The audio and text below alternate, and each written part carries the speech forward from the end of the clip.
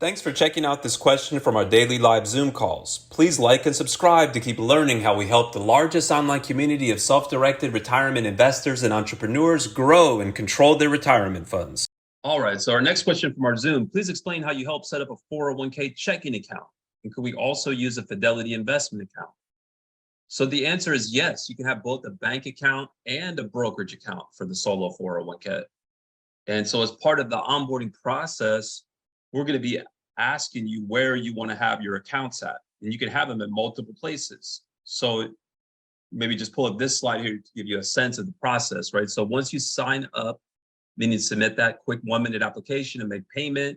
We draft the documents for the plan within the same day or 24 business hours.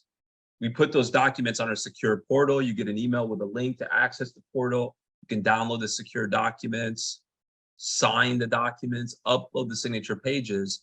Then we have you go to a page on our website where you tell us where you want to have the accounts at. So that's a quick 1-minute survey questionnaire type page. And you could complete that more than once. Like you complete it once and say Fidelity, complete it again and say bank account, which will prompt us to draft all the paperwork that's needed to open up the accounts at the bank and or brokerage of your choice. So for example, with Fidelity, we would pre-fill their account opening paperwork. And it's a similar process. You get an email where you can access that pre-filled document, those pre-filled documents on the portal. You just upload the documents. We review and compile the upload so that the documents can be submitted to Fidelity. As far as the checking account feature, back to your question. So it really comes down to the fact that, wherever the account is at. In other words, Fidelity will issue a free checkbook on these brokerage accounts that we set up, that we help our clients open. Likewise, TD, Schwab, they also issue free checkbooks on the brokerage accounts.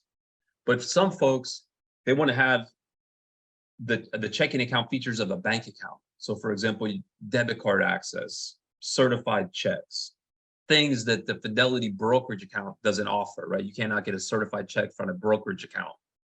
The brokerage firms no longer issue debit cards for these types of accounts. So as far as the process of setting up a bank account, we're totally neutral as far as where that bank account is at. We've got clients at hundreds of different banks. And so we recommend taking a methodical approach when it comes to opening up a bank account. In other words, it's important to use the right language, the correct language, when explaining it to the banker. So you would want to set up an appointment with your banker, tell us that you want to have, direct us to prepare the bank account packet.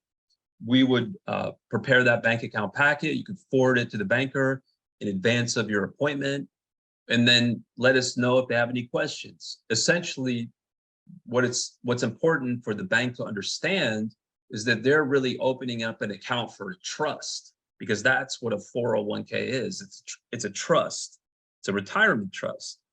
So once the bank understands that you are the trustee opening up an account for a trust, then that'll be in the realm or what the bank is used to dealing with.